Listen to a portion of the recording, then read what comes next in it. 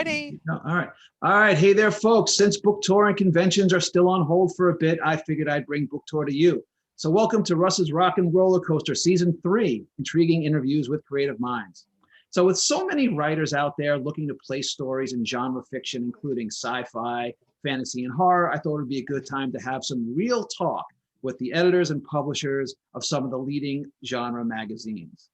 With us tonight on our panel is Angela Yuriko Smith, publisher of Space and Time magazine. She is also a poet and author, and her novella Bittersweet was a 2018 Bram Stoker Award finalist. Welcome, Angela. Thank you. Thanks for having us on the show. Happy to do it. Okay. Also on our panel is Scott Knoll, the publisher and editor-in-chief for DreamForge magazine. He has also had stories published in Eden Zombie Anthology, Zombie Strategy Plus, and Tomorrow magazine. Welcome, Scott. Thank you for having us, Russ. It's great to be here. All right. And rounding out our panel is Wendy S. DELMATER, who runs the Hugo-nominated Zine ABYSS and APEX. She is a professional editor of science fiction and fantasy novels and short stories, and is the author of several nonfiction books. Welcome, Wendy. Hello, everyone. Glad to see you. All right. So just a heads up to everyone at home who's watching, feel free to send me notes or questions you have for the panel in the chat box during the show, and we'll get to a few at the end.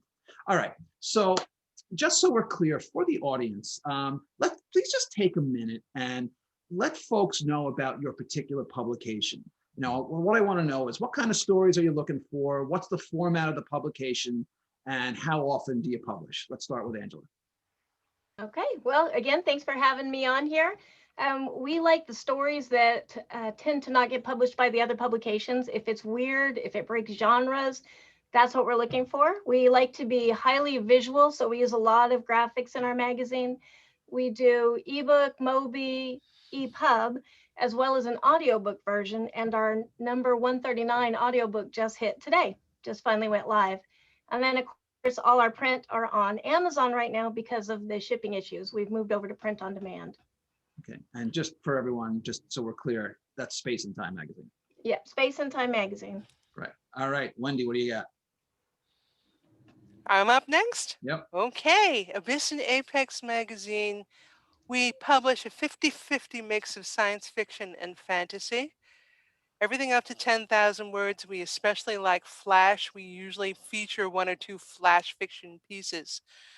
As what we're looking for, we don't get as much science fiction as we would like. We literally get 10 to 20 fantasies for every sci-fi story that people send us. And one of our distinctions is we work with new writers. We like to do rewrites if a story is almost perfect to bring them up. And we work with our authors afterwards to help them. If they've done an independently published book, for example, those are hard to get reviews.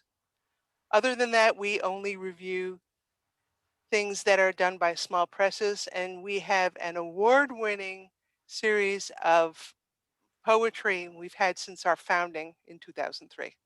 All right, and Scott, what about you? I publish DreamForge magazine. We tend to publish more hopeful fiction, things like Hope Punk and Solar Punk. In the past 2 years, we've been a quarterly print, fully illustrated magazine in full color throughout. Due to the COVID crisis and problems with the post office, this year we're going to be mainly online. We're calling ourselves DreamForge Anvil this year because one of the things we're going to do, since we're online, we're going to take a little more room. We're going to go behind the scenes of the stories and show people how those stories were developed, talk to the authors, even show line edits. And by the way, we're open right now for submissions. All right, great.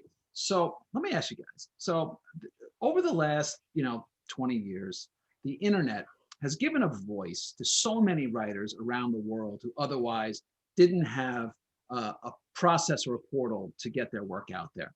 But just because there are more writers unto itself doesn't automatically mean that they're better. Based on what you're seeing today, is the quality of sci-fi, fantasy, and horror writing getting better, worse, or about the same as in years past? Scott, what do you think? Well, you have to realize I'm an old guy. So I grew up with the 1950s and 60s fiction, and I think today people are doing a better job. The stuff that gets published in the leading magazines, I think is really good. And I do think that there's a lot of room for new writers to learn some of the basics, because I think sometimes they just jump in and try to tell a story without understanding what that means. And that's really one of the things we're trying to address this year, trying to join a lot of people who are mentoring and giving that kind of advice. All right, Wendy. Well, as I said, we specialize in helping new writers. Usually about 25% of the stories that we publish are never published anywhere before writers. We like to give them their big break and help them with their careers. I think that I could give you a long list of people who we found who have gone on to do great things. Most recently, I'd say Jeremy Sazal, who, by the way, publishes Starship Sofa, if you've heard of them. And we were the first people to ever publish him, and he's gone on to become quite a success. Angela? Yeah, I would say it's about the same. I actually like that there is so much availability for anybody to get published, because the people that are serious about it will rise to the top. And that also, we're kind of like with ABYSS and APEX, we want the new writers, we want the people who haven't necessarily had the exposure, and we try to work with them a lot through like the HWA mentorship program. We've got one of the mentors, whenever I mentor somebody, they tend to get published in the magazine, and we work on that story to perfect it, polish it. But we do that with just about everybody as well, just because it's important for them to get out of there. We love being semi-pro. We never want to not be semi-pro, because that's who we're looking for, is the people getting started. All right, so let me ask, and we're going to follow up a little bit more on that in a bit. First and foremost, when you engage with writers or they engage with you, what are you looking for from them? What's most important to you? Scott? A willingness to try to understand some of the things that make stories work. Like when I'm looking at stories, I'm looking for climaxes that have emotion and are revelatory about characters. I'm looking for either protagonists or communities that work together to overcome obstacles. So I try to look for those qualities in the story. Lots of times the actual writing is fine. So we're not mainly trying to correct anyone's grammar or use of the language. We're just trying to get into story and get a story that will have an emotional impact when we publish it. Angela? I think attitude is my biggest thing. Somebody who is willing to pretty much put anything into the story or their work as a career, that's what I look for. We can always work on the mechanics of a story, but if they don't have the open attitude to be critiqued, that's an important one, because none of us are perfect. None of us are the best writers, except for maybe Neil Gaiman. You know, there's a few names I could name, but most of us need help. And if somebody's willing to be helped, then I will help them. All right, and Wendy, what about you? Well, and what we're looking for, and by the way, I forgot to mention we're online only. What we're looking for is something that Gardner Dozois, the late great Gardner, said. He said that he puts in his year's best anthologies stories that he can't get out of his mind, things that stick with you. And so, yes, characterization is important, craft is important, but they have to be storytellers. They have to tell a story that takes people somewhere else. There's almost a feeling of re-entering this world when they get back. It has to be immersive.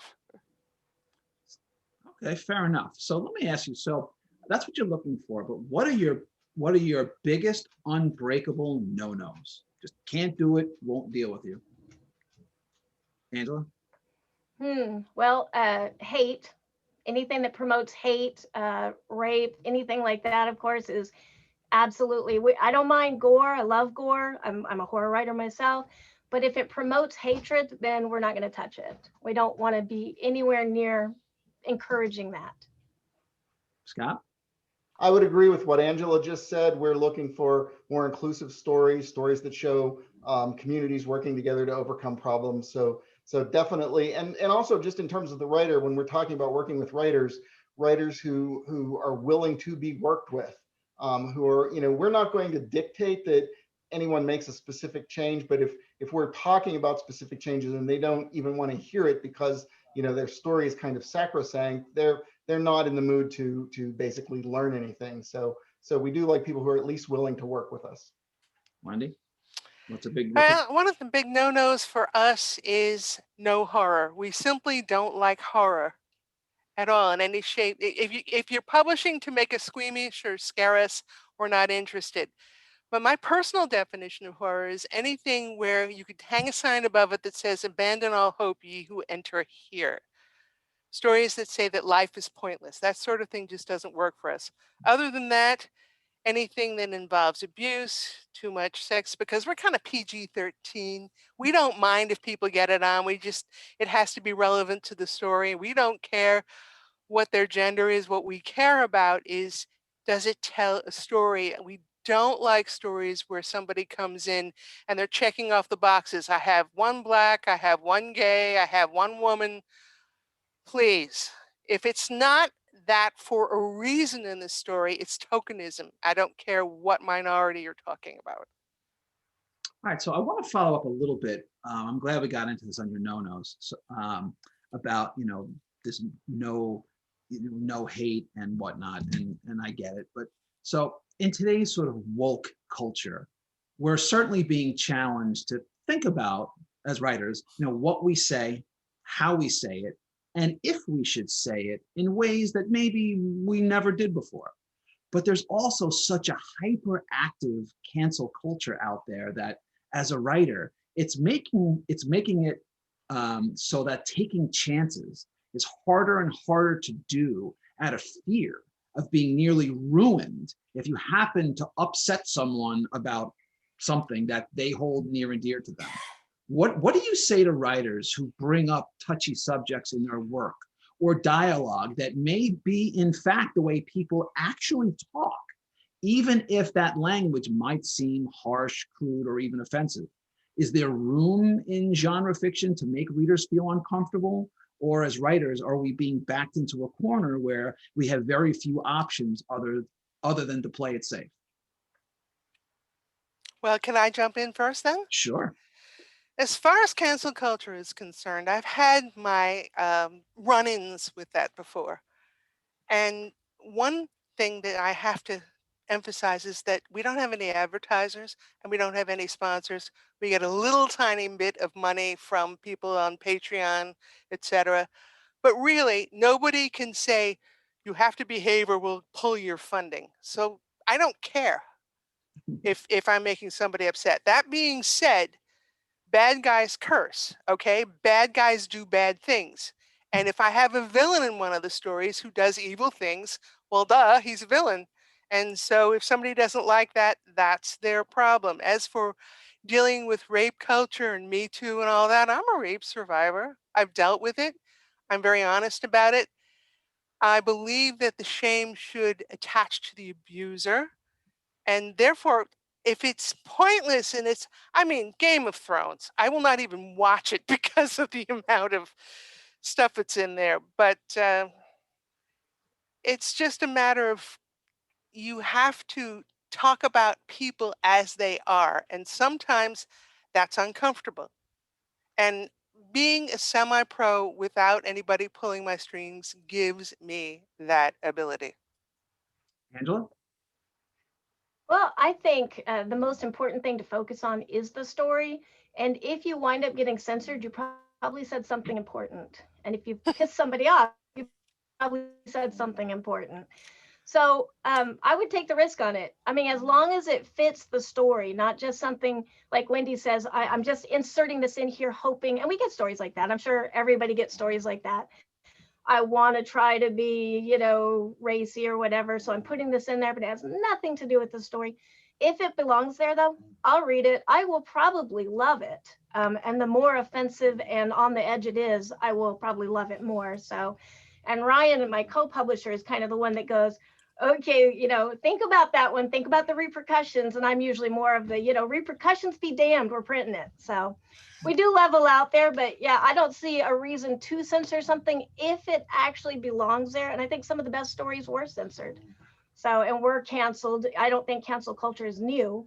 We've been kind of doing it for a long time, or there would have never been book burnings. So, Scott?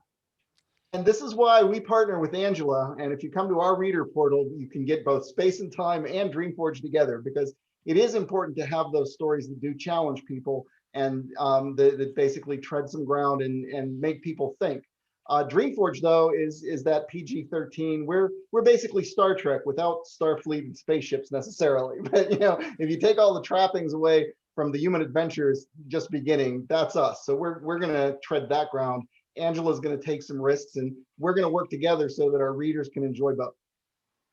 All right, so I think we touched upon this actually. You guys sort of jumped ahead of one of my questions a little bit, but many writers that I know complain that publications or editors, publishers keep going back to the well with the same authors getting preferential treatment, getting repeatedly published, while other authors who may be equally as viable consistently get shut out because they're not in the club. They're not one of the darlings. So what's your attitude about and your appetite for working with writers you've never published before?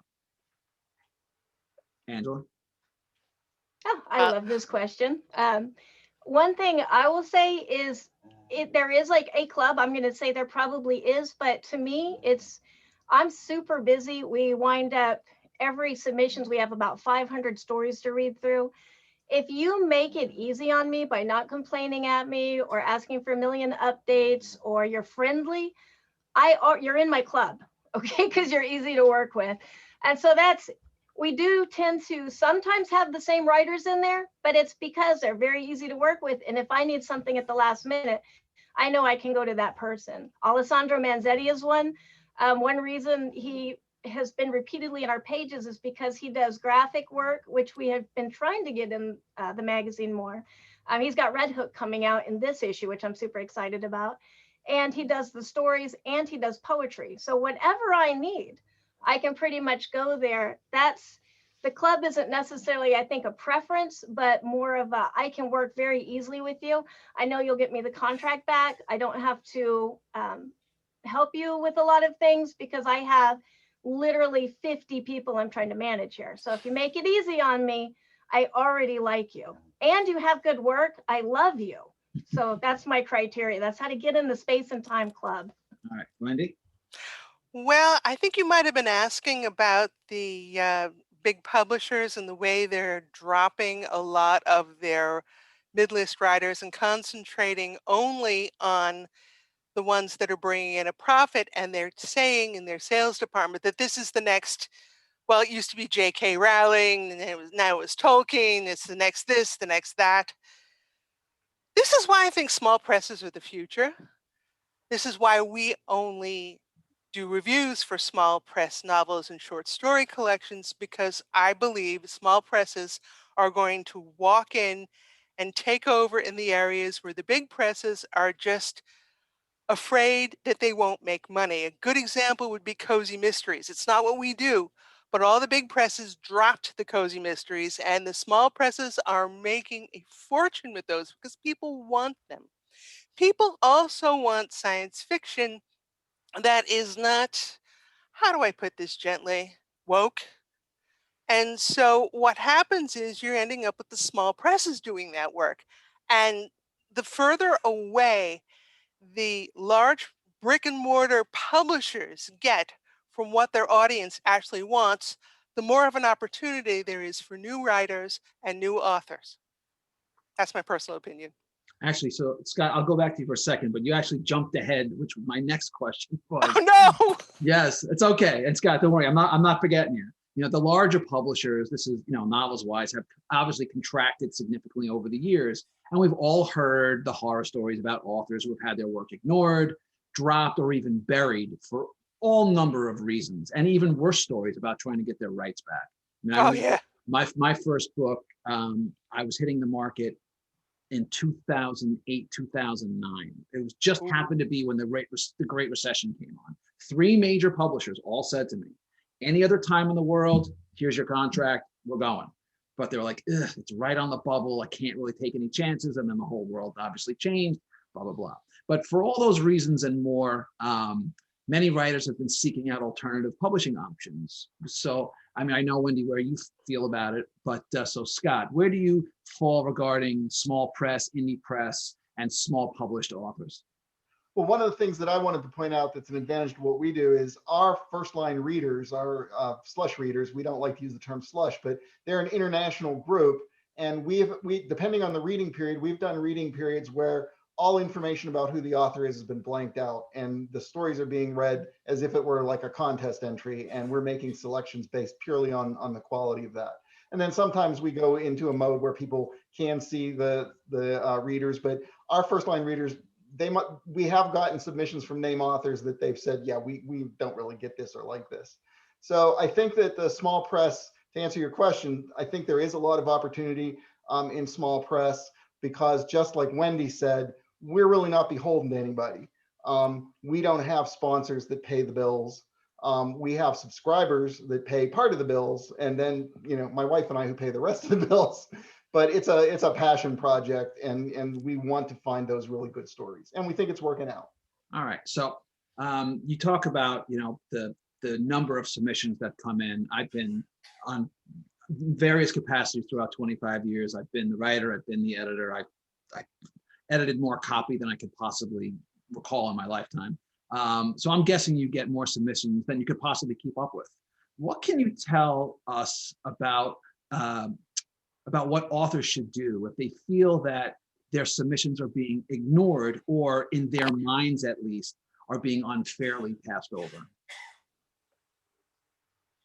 Would you mind repeating the question? Because are you saying what should they do if they need to query? So my question is this. So you get a whole stack of submissions. You just can't get them all as soon as you'd want to.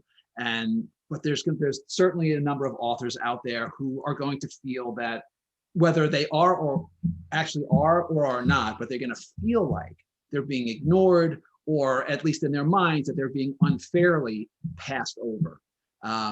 What can you tell our audience there about how, if they should deal with that? Well, I actually have a perspective on that, if I can jump in. Sure. One of the things that I tell our hopeful submitters is that I'm kind of putting a puzzle together. Yes, there are many more good stories than I can buy, and there are lots of ones that just don't make the grade, but I'm putting together something that, like Wendy said earlier, is half science fiction, half fantasy, maybe a little bit of horror, although we don't do horror for squeamish. We you know, when we do the occasional horror, it's again a hopeful story. But so I have to look for those puzzle pieces, and I'm also looking for length. I can't buy 3 stories that are going to dominate the magazine. I have to find ones of the right length that will fit together, one that has a very strong ending that I might want at the end of the magazine for an emotional impact, something that opens the magazine. So I'm kind of putting together a show, if you want to think about it that way. So lots of times those stories that come back, there was nothing wrong with your story. We enjoyed it tremendously. It's just I can't buy it. And, you know, we're looking a few issues ahead, and you know, there's only so much budget. So I can't pay 10 issues ahead, even if I like your story really now. I'm not going to hold it for 2 years either. So we're going to send it back. And over time, we've learned that writers don't always even, you know, necessarily want that criticism. So we've even gone into a mode where we've asked people, it's like we call it returning your story, not rejecting your story. And do you want comments? You know, we have some ability to give comments when this is all done. Do you want comments or not? So that's what I wanted to say. Is it's just, we're not just looking at all these and saying, well, that's crap, that's crap, that's crap. We're doing a job. Angela? Well, first, I'm going to copy that about returning stories, Scott, because I love that. I hate saying rejecting, because we're not, like you said. Sometimes we get a billion horrors, probably because on Facebook somewhere I said, oh, I really wish I could find a good horror. And then it's all horror. And we need to have a balance. It's science fiction, fantasy. We also do poetry. You know, all of that has to fit together. But for the people that feel like they might be getting passed over, I say be part of the community. Come in. If you look on Facebook, I'm always up for a chat, probably too much, like don't chat with me too much, but I love chatting with people, and you can ask us, hey, this story, I mean, this has happened many, many, many times. And often we start working with somebody on a particular story that was returned, and we wind up taking it the next issue or so. So just reach out to us on Facebook, on Messenger. There's nothing wrong with that.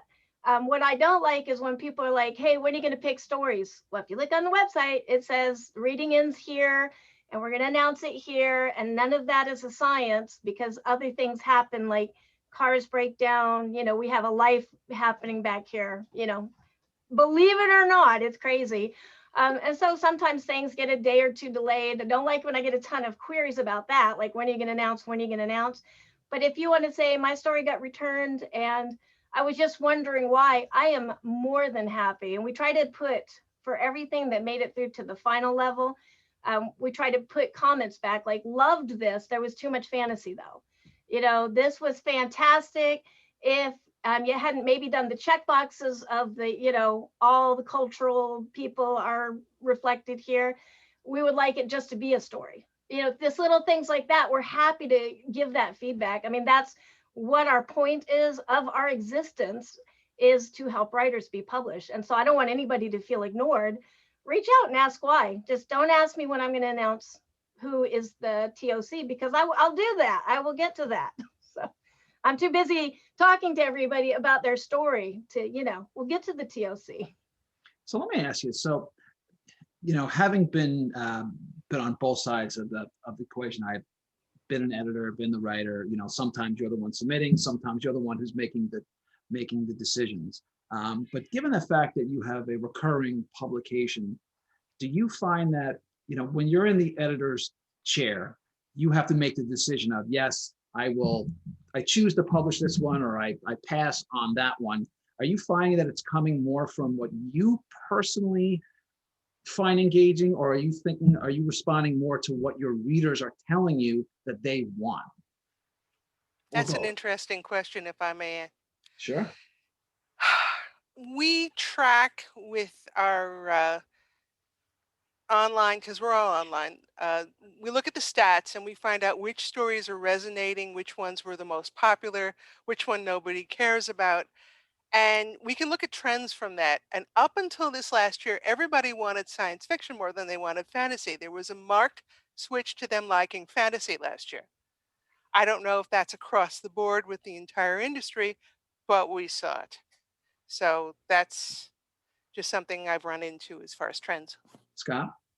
We got into this to basically create a work of art that we would be proud of. So we're not really trying to monitor what the readers like or don't like. Certainly we would listen to that feedback, so I'm not dismissing that, but from our point of view, I'm working with my first line readers and with my wife to try to make something that we really want to make and put it together as kind of a piece of art. And then people are going to like it or dislike it, and that's fine. But you know, we've satisfied our need to create that thing. Angela? I like hearing both of your approaches to it. And I think I'm almost the opposite. There's many times I almost cry over a story I have to say no to, because I don't feel like the readers would necessarily like it. And I realize that my tastes in literature are probably not what everybody else would want. And if I did my own magazine, I guarantee nobody would read it if it was everything I wanted to read. So I pretty know much, thyself. yeah. That's honest. I'll give you that. Yeah, I read some pretty crazy things, you know, just because I don't know why. We won't even get into that, my distorted childhood. But so pretty much everything I put together is in the mindset of what would the readers want? What would somebody else think of this? And then that whole puzzle of, I always need a little bit of a happy piece, something really dark and disturbing, you know, to shake you up a little bit. I particularly like things that inspire, you know, so, you know, not saying I'm like anti-system, but if it's an anti-system Orwellian type, you know, rise up and be free kind of thing, I'm already meeting you over halfway on that. So, and I do try to limit those because I do realize I have a tendency to like those. And because we do the audiobook, it's also based on that. So if it's something that's going to read well verbally and communicate audibly like that, I also have to consider that. And that's Ryan's job. My co-publisher is Ryan Smith, my husband as well. And he goes over the stories as well and kind of does his final, like, oh, you know, I don't think that will be, I won't be able to read that and have people listen to it. You know, that's not going to stand on its own legs like that. So pretty much everything, to just go back to the question, is for what the readers want for us. All right, so let me ask, so this is a little bit more in tone. So, you know, there are some writers out there who tend to their work, and again, I'm being specific to the genre fiction that we're talking about, is more literary fiction, and some of it's more, let's just call it, you know, whether it's more popcorn or pulpy, and it seems to be that those who like more more literary fiction are fairly dismissive of, let's say, more of the pulp, popcorn kind of stuff. Where do you guys fall on that in terms of kind of, you know, tone and style of the stories that you're looking for? Wendy, you look like you have things to say. Oh yes, oh yes. The science fiction and fantasy are not literature crowd. God help us. The name of my book about writing is called Writing the Entertaining Story. We are entertainers. Writers are entertainers. Editors are entertainment facilitators. People do not want to be browbeat with things where they're being lectured during their fiction. They want an escape. And I don't think escapism is a dirty word. I think that people have been telling stories since time immemorial, and we're in a long and glorious tradition. But if they want to have their nose out of joint, they're perfectly willing to lock themselves in their ivory towers and not like it. We're going to like what we like anyhow, right? Right, people? That's my tribe. There you go, Scott. I personally am a very eclectic reader. I've been an Old English major, and actually I have right on my table here beside me a copy of Don Quixote and a Longfellow, the Song of Hiawatha. So I actually read that stuff, but I also love, you know, Heinlein's rocket ship Galileo and, you know, Asimov's works, and so that's what you'll find in Dreamforge. You'll find a range of things that are young adult, very easy reads, all the way to things that have more subtle emotional impact and are about you know, relationships that are a little deeper that you have to get into. So I tend to since I like that entire range, I tend to publish that entire range. Wendy, Angela. You know, I actually don't care. So when people say that kind of stuff, and it's all in perspective, because I saw this advertisement or this essay from, like, I think it was the 1900s, and it was talking about how young people are getting lost in books. And this is really bad because they're not living their lives. They're just staying locked in their houses reading. And this is wrong. And we need to get them away from these books and get them experiencing life again. And that cracked me up so much because, you know, now, of course, we're completely the opposite. Young people need to get in there and read books. So I just think everything goes and comes in the season, and it doesn't matter. And what the beauty of the written word is it's permanent and it's eternal. So what you write today that may be, you know, genre, trash, whatever, in 100 years, it may be the next Don Quixote. You know, it comes and goes. So, I just think about it. Yeah.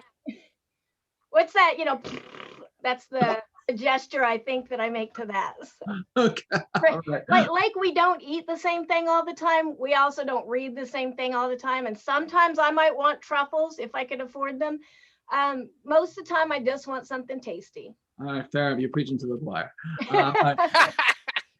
Quick interlude for the folks who came in a little late. If you have any questions or comments for the panel, send them in the chat box and we'll get to a few at the end of the show. All right, so I want to touch on one or two other things and we're going to move on. So we talked about fantasy a little bit. Now, the idea of fantasy it's such a broad term, right? Because fantasy encompasses lots of types of fantasy. What kind of fantasy are you looking for from your writers, or are you looking for, it doesn't matter where in the gamut it falls as long as it's a good story? Angela. Pretty much, if it's a good story. I don't even like to, honestly, that's why I tend to use the word speculative fiction more than fantasy, horror, or science fiction, because they can blend so easily. And when they do blend, that's my favorite. Because when does science become magic?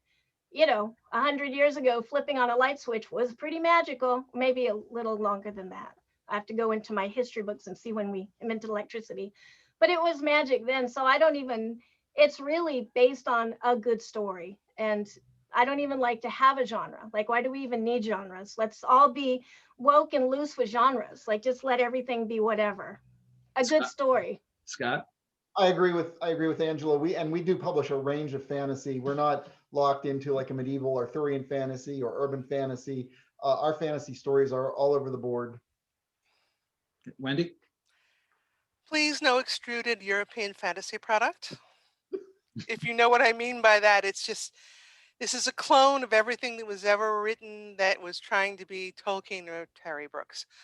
Other than that, we really don't have any rules. I like things to be different. I want them to be unique. I want world building that takes somebody somewhere, and that means you had to build that somewhere, and that takes a tremendous amount of skill, and we are very vulnerable. You give me some good world building, and like Angela said, I'm already halfway there. All right, fair enough. All right, so we got one more question, and then we're going to move on to some stuff. So as you look ahead to the next year or so, what are you hoping to accomplish with each of your respective publications? Do you have any new initiatives that you have in mind or already in motion? Scott, what do you got?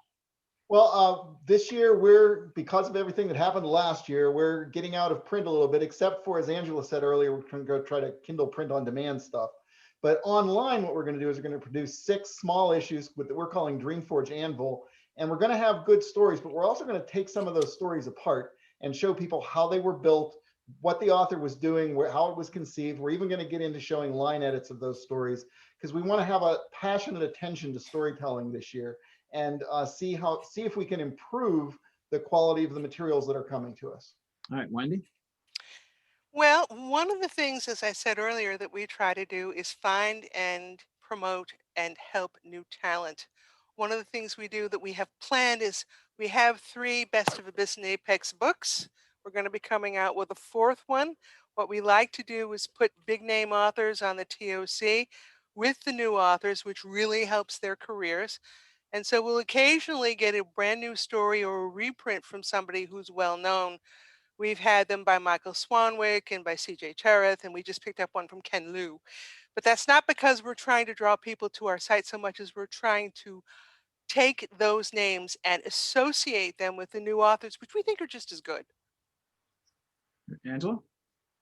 One of the things that came out of last year, besides all the chaos, and there was plenty of chaos, and in the process of us trying to pivot and reformulate ourselves so we didn't close, because that came very close a few times, we wound up questioning what do the readers really want out of this magazine besides just reading a magazine. And the answer that came back to us after doing some polls and some demographics and things was a community. So we want to help them by building a community. So that's one thing that we're starting. We've actually just started it, and it's called Flash Battles, and it's league competitions where writers join teams.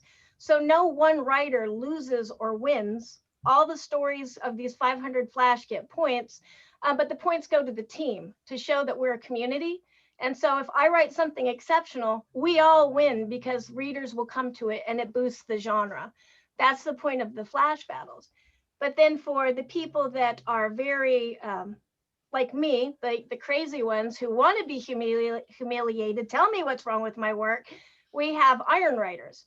And Iron Writers is a solo competition, and this is not a set deal, but it looks like there's going to be some sponsors putting up cash prizes for this.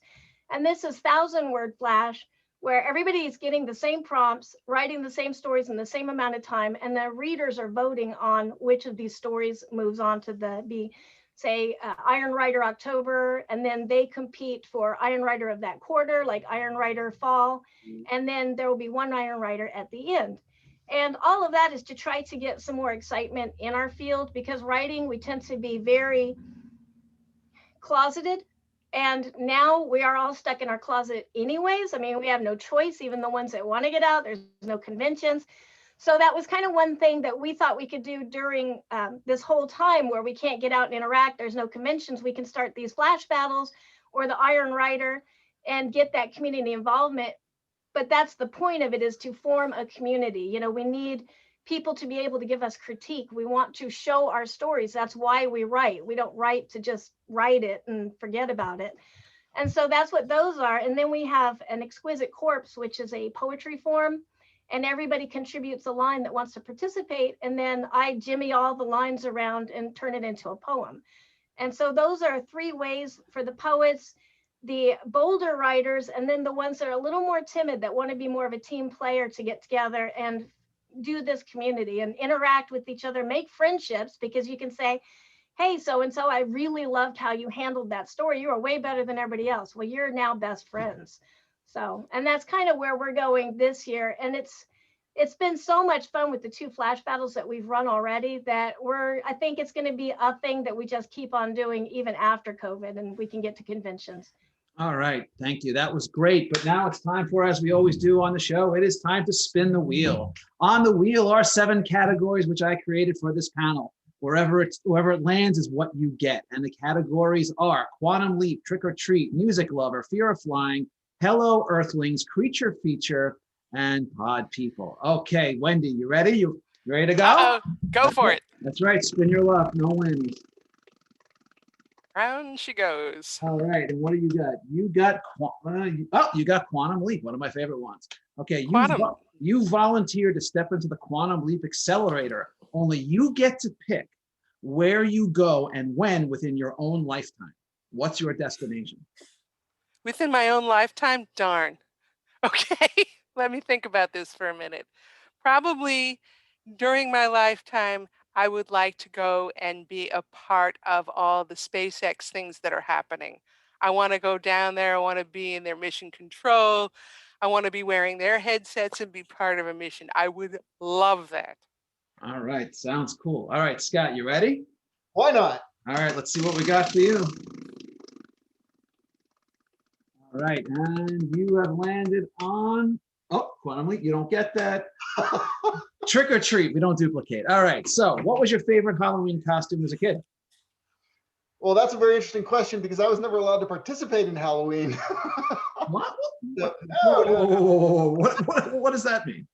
It means I was never allowed to participate in Halloween. My parents wouldn't let me do it, which actually means that Halloween today is one of my favorite holidays. And on our street, I'm the guy who's out there with the most candy and dressed as a Starfleet officer these days, and just greeting everybody and marveling at the costumes and that sort of thing. So I'm out there for everybody. But when I was a kid, I wasn't allowed to go. Oh my God, that's horrible. Well, we'll have to make it up for you. All right, Angela, you ready? I'm ready. All right, what do we got? What do we got for you? And she's spinning and she lands on. Oh, Quantum Leap again. We're not doing that. I don't know what it is. They all want you to jump into your own lifetime. All right, what do we got? And you got Music Lover. There you go. All right, what song or piece of music do you love no matter how many times you hear it?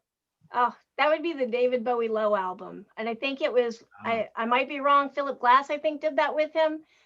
Absolutely love that entire album. Still brings that Wild as the Wind, still brings tears to my eyes. I swear David Bowie and I were soulmates. I didn't know it didn't work out. Oh, you can never go wrong with some good Bowie. All right, so that was good. All right, so now we're going to go to our advice column. So what's the best advice, the best and worst advice, writing advice that anyone you've ever been given, or advice that you heard someone give someone else? Scott. Ooh, best advice basically is read the publication you're trying to send in stories to, see what they're publishing, understand what their balance is, and try to meet that, dial into it. Worst? Worst advice, argue with the editor. Tell them how great you are and why they're stupid and can't see your brilliance. And we get those people. That doesn't work? Do I see heads nodding? It's like, yeah. All right, Angela, what do you got? Best advice I think that I've ever gotten that I pass on is write as me, write in my voice, write what story does Angela want to tell? Right from that perspective. And I say that to everybody, don't do Angela because she's already doing it here. But whatever your story is, write in your voice from your perspective.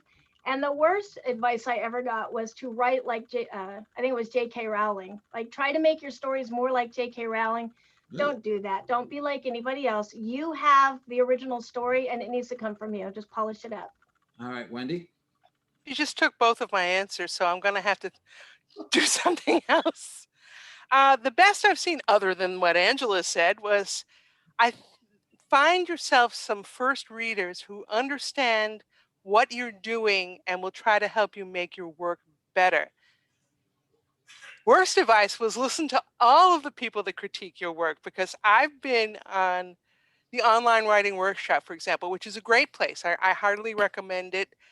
But some of the people there, they don't see what you're trying to do with the story. They're trying to turn it into their story, which is something editors and first readers should never do.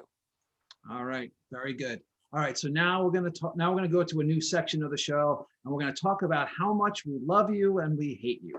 So, as writers, we're all subjected to reviews, which can run the gamut, but none stick out more than when the reviewer seems to love you or hate you. Wherever the reviewer lands, the analysis can be insightful and thoughtful, while others can be obnoxious, mean-spirited, or even totally off base. When doing book and story reviews for your respective publications, what's your approach? Angela? Do you mean like when I'm reviewing something else?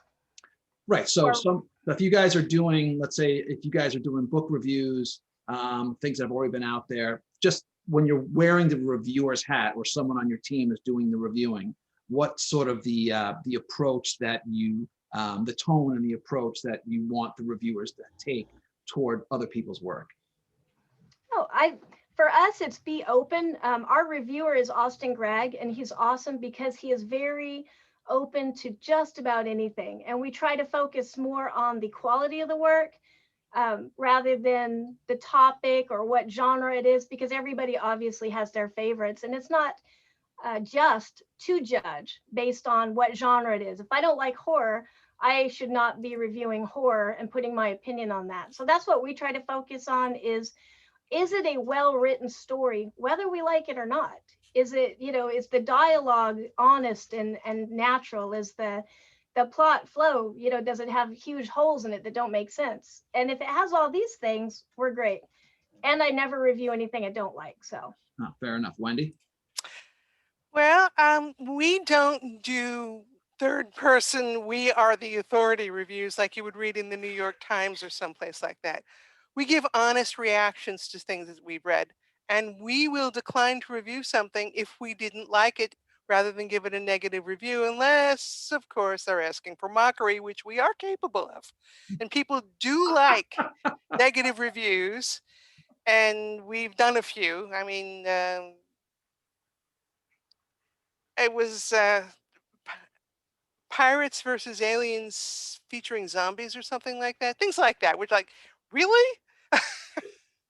Not the target audience. So we absolutely love to review collections and anthologies. Those are very hard to get reviews of. And yet, because I'm a short story editor and writer, I have a soft spot in my heart for anthologies, and I will literally read every story in it and give a one-word or maybe one-sentence review of each one, usually 2 or 3 sentences, where I make the people want to read it and talk about why it's good. I might say every anthology has to have at least 1 or 2 stories that didn't resonate with me, but this was still well written.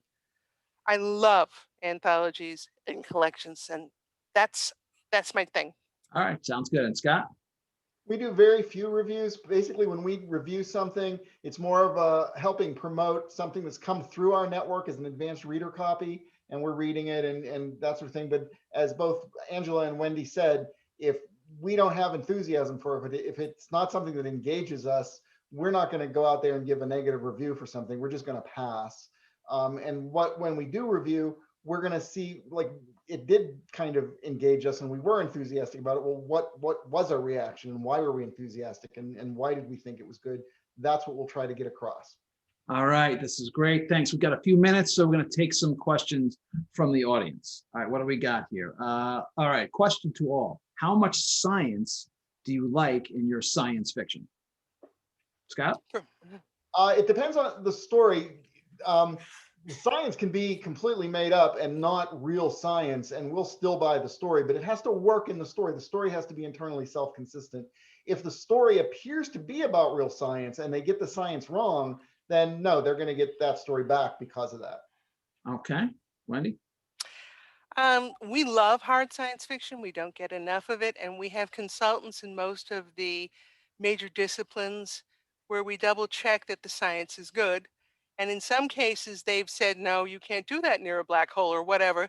And we've sent it back to the author with the physics and they go, oh, you're right. And they will fix it and we will still publish the story. And sometimes we've had to say, your whole story is based on this. The science says that.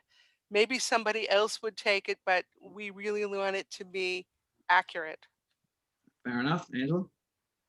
We like enough science to explain why this is happening so that it makes sense, but not so much that the average reader will get bogged down, because we do have a blend of readers. Some really like the more fantasy, some really like the horror. So we don't want, but I mean, the stories do cater to everybody. We don't want something so sciencey and hard science fiction that not anybody can read it and enjoy it. I mean, as long as it's palatable, we want it. All right, so we got another question. What are the things that make you stop reading a story and immediately close it out, returning it unfinished? Anyone? Too much exposition. Like, one of the common things that we see is someone will get an opening that's fairly good and they'll get a hook and they'll engage me. And then there's like 5 to 7 paragraphs of not world building, which is fine, but world explaining. And then it's kind of like, I'm done, because you might even have a good ending, but I'm not going to put in the time to fix this because I have 500 other manuscripts to read. Okay. Lenny? Well, amen to that. Definitely too much exposition. And I'm going to say only 6 or 7 paragraphs. It can be 6 or 7 pages.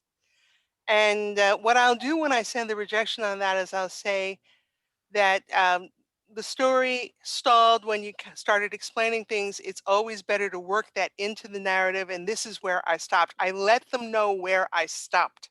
And they thank me for that information because it helps them. Okay, fair. Angela?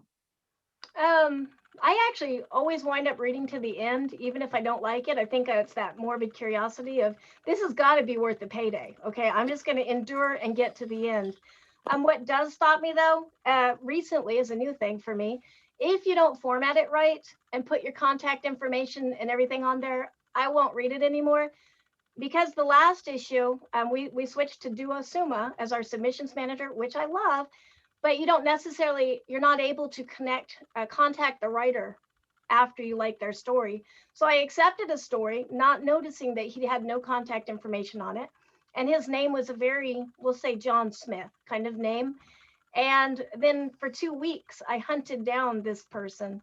And you can look at who it was because I have a lot of these people on my friends list on Facebook as I was trying to hunt this one person down. So now I don't want to fall in love with this story and then realize I can't even contact you about it. So that's my thing now. If you don't have your contact information on it and it's not properly formatted, then I will probably stop reading at this point.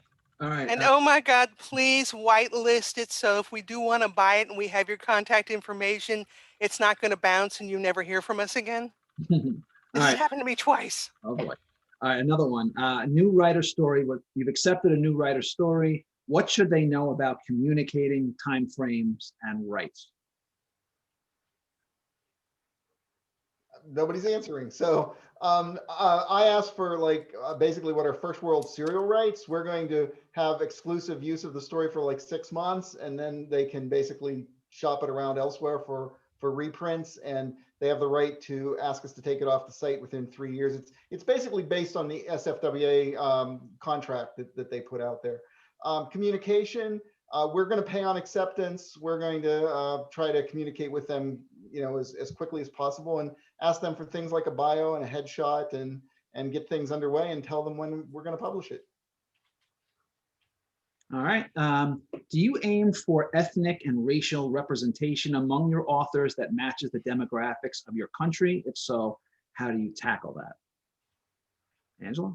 I will be honest and say no, because I don't look at the demographics of my country necessarily.